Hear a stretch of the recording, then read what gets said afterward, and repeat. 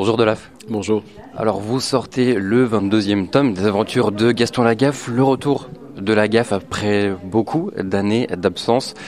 Comment vous vous sentez là? En plus, vous rencontrez le public. Dans quel état d'esprit vous êtes? Je me sens heureux. Pour moi, c'est la célébration, c'est la concrétisation de 4 années de travail assez intense. Il s'est passé plein de choses pendant ces 4 années-là. Et j'ai traversé une pandémie, j'ai traversé un arbitrage, j'ai traversé un apprentissage énorme, plein de choses sur le plan personnel aussi.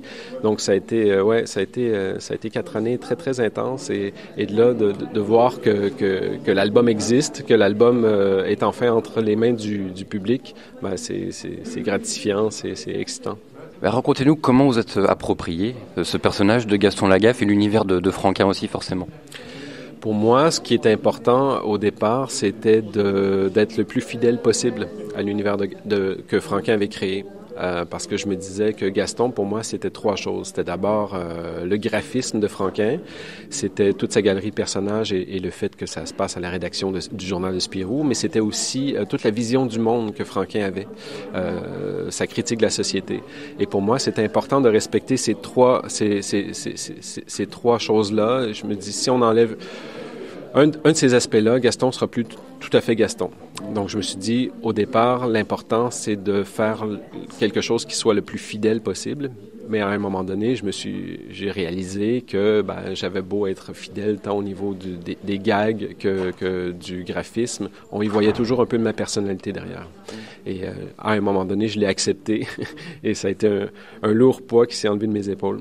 Beaucoup de gags écrits, mais au final, sur tout ce que vous avez pu écrire comme gag, il n'y en a pas beaucoup, en fait, qui se retrouvent dans l'album. Non, j'ai dû écrire un peu plus d'une centaine de gags qui se sont pas tous rendus au stade du dialogue, mais quand même, j'avais plein de pistes en tête, mais c'était de trouver l'équilibre de ce qui fait de ce qui faisait Gaston un peu, parce que écrire un gag des Nombris, ma série précédente, ou écrire un gag de Gaston, c'est très différent. Les Nombris, on est beaucoup plus dans l'interaction entre les personnages, dans la vanne, dans les dialogues, alors que chez Gaston, chez Franquin, ça naissait souvent l'envie de faire un gag naissait souvent d'une envie de dessin.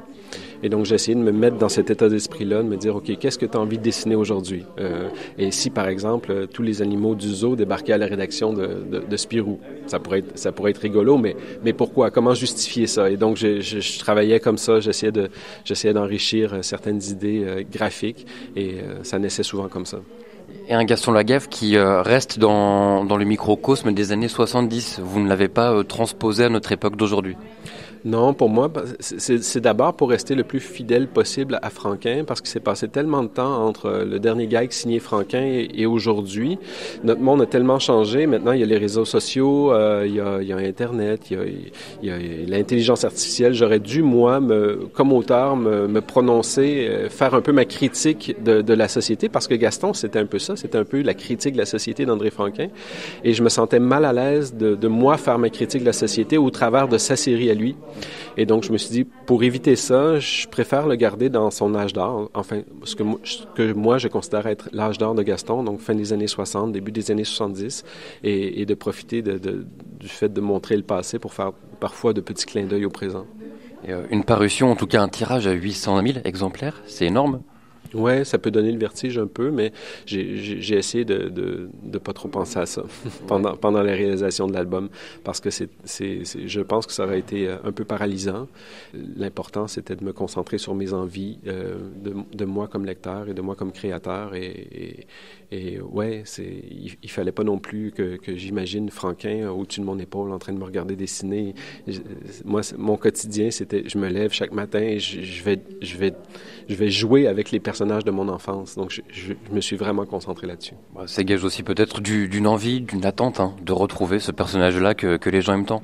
Je pense que Gaston, effectivement, est un personnage qui a beaucoup, beaucoup marqué les gens, parce que Gaston, pour moi, c'est quelqu'un qui est pur, c'est quelqu'un qui est absolument gentil, qui véhicule de belles valeurs, qui remet un peu en question notre rapport à la société de surproduction, de consommation, qui remet même notre rapport en question, notre rapport au bonheur. Donc, Gaston est très cher aux yeux de plein de gens. On rassure celles et ceux qui vous écoutent, ils vont retrouver le Gaston Lagaffe qu'ils ont aimé.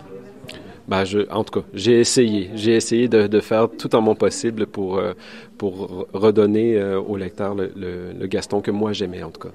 Bien, merci beaucoup, Delaf. Merci.